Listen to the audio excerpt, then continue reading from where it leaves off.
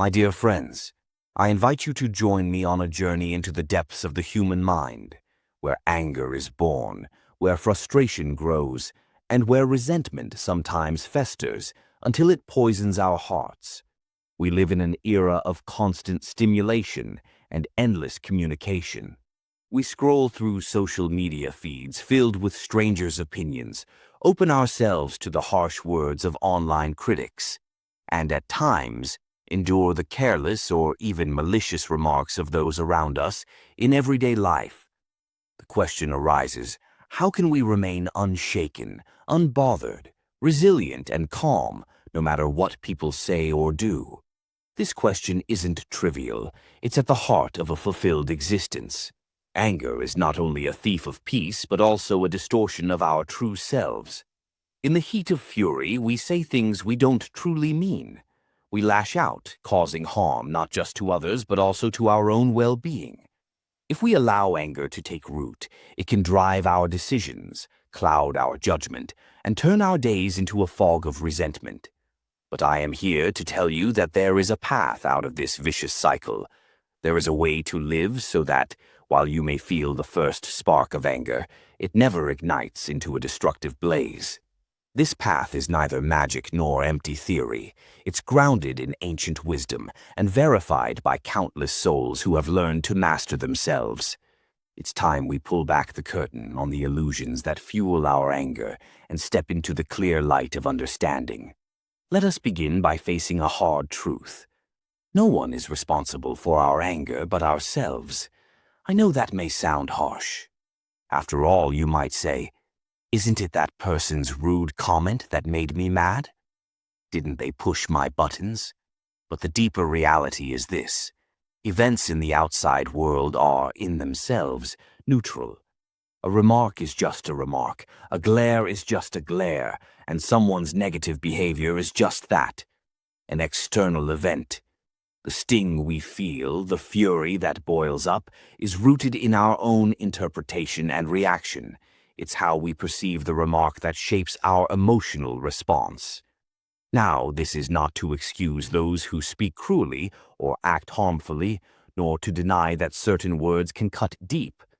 But to find enduring peace, we must acknowledge that the seat of our power, and therefore the seat of our anger, lies within us. Perhaps you've heard the words of the Stoic philosopher Epictetus, who was born a slave yet rose to become one of the most respected teachers of his time. He said, "It's not what happens to you, but how you react to it that matters." This single line is a sword cutting through the illusions that keep us chained. If we genuinely accept that no external force can control our inner life unless we grant it permission, then the question becomes, why would we choose to give others that power? Why allow a stranger's criticism or a friend's careless comment to rob us of our peace? I realize this is easier said than done. We've been conditioned by society, by family patterns, by personal experiences, to believe that anger is justified, even necessary. Some of us hold on to anger as if it were a protective shield. We think that by being angry, we somehow guard our pride, our sense of worth. Yet anger is rarely the armor we imagine it to be. More often, it's a weight on our shoulders, dragging us down. If we see it for what it truly is, a reflex that can harm us more than it helps, we might be more willing to release it. Let us explore the nature of anger more deeply. Anger often arises from unmet expectations. We expect people to be polite, to treat us fairly, to recognize our efforts. We expect life to unfold according to our desires. When these expectations aren't met, someone speaks harshly, or a promotion goes to someone else, or we're cut off in traffic, we feel a surge of injustice. We become indignant. This shouldn't happen to me. But there's a quiet truth. The world is not obligated to meet our expectations. People are shaped by their own fears, experiences, and flaws. Life's events unfold in ways we cannot always predict or control. This is not a defeatist viewpoint, but a liberating one. If we release the illusion that others must act as we wish, We free ourselves from the constant disappointment that fuels anger. Yet, some will argue, without expectations, how do we maintain standards? How do we demand respect? The key is distinguishing between healthy boundaries and unrealistic demands. You have every right to uphold your dignity, to remove yourself from harmful situations, or to calmly communicate that someone's behavior is not acceptable. What you don't have to do is allow anger to take over your mind. You can hold firm to your standards without letting rage consume you.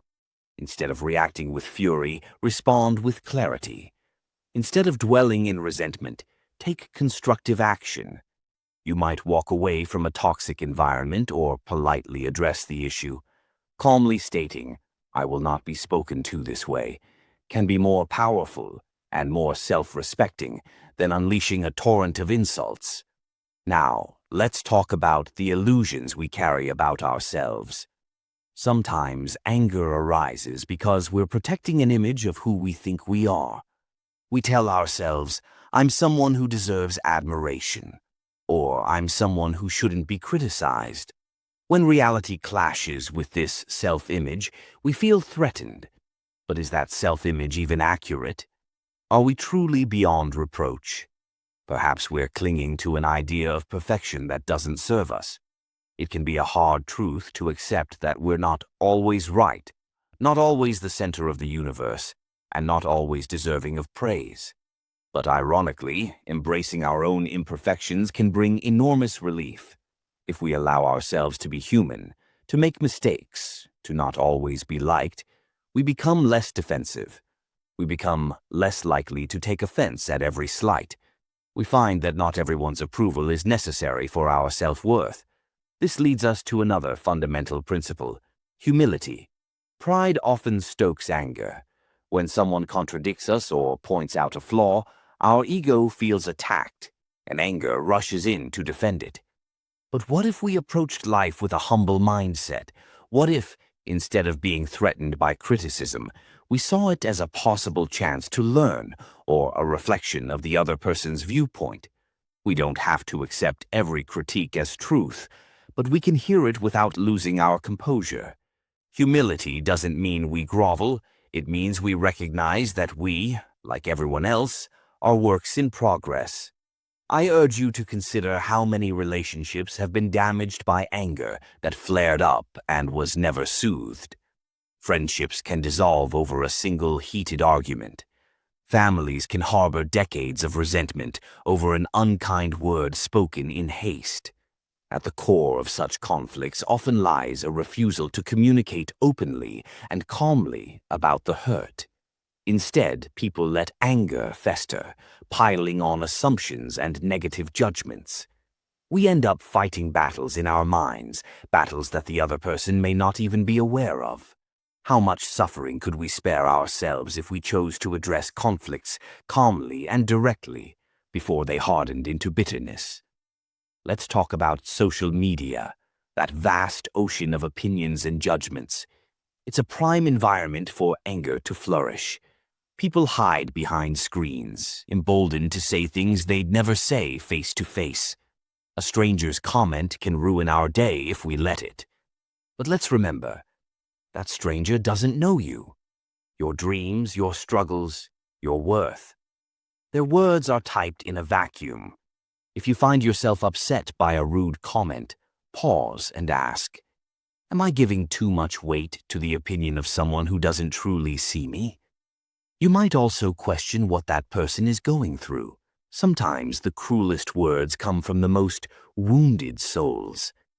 This doesn't excuse bad behavior, but it can help you remain empathetic rather than reactive. You can even use the block or mute function if necessary. There's no law that says you must expose yourself to every negative voice. Another angle to consider is the role of mindfulness in preventing anger from taking hold. Mindfulness means paying attention to the present moment, observing your thoughts and emotions without judgment. Often, anger seizes us so quickly we don't realize it's happening until we've already lashed out. By practicing mindfulness through meditation, deep breathing, or simply a moment of still reflection, we can notice the first flicker of irritation. Instead of fueling it with more negative thoughts, we can pause, breathe, and choose a different response. This small shift in awareness can make a massive difference over time. Now, let's dive deeper into what I call the illusion of control. We often get angry because we feel that things are happening to us and not for us. We resist the idea that certain aspects of life lie beyond our domain. But let's be honest. Can we truly control what others think, say, or do? Can we command the traffic lights to always turn green or the weather to always be pleasant? Our circle of control is actually quite small. We can influence, we can guide, we can request, but we cannot ultimately control others. Accepting this is a form of liberation. When we stop trying to dominate the uncontrollable, we conserve energy for what we can change, our own mindset, our own actions, and our own emotional responses. Many people fear that giving up anger means becoming passive, a doormat for others. That is a misunderstanding. Stoicism and other teachings that discourage destructive anger do not advocate passivity. Rather, they encourage a disciplined, strategic approach to life. If someone disrespects you or violates your boundaries, you address it firmly, yet calmly. You may remove yourself from toxic situations or stand up for yourself with composure. It is far more effective to state your case with confidence and clarity than to explode in a rage. Anger often clouds your ability to express yourself effectively. Calm assertion, on the other hand, commands respect. We must also acknowledge that some of our anger might come from deeper wounds, past traumas, unresolved conflicts, a lack of self-esteem.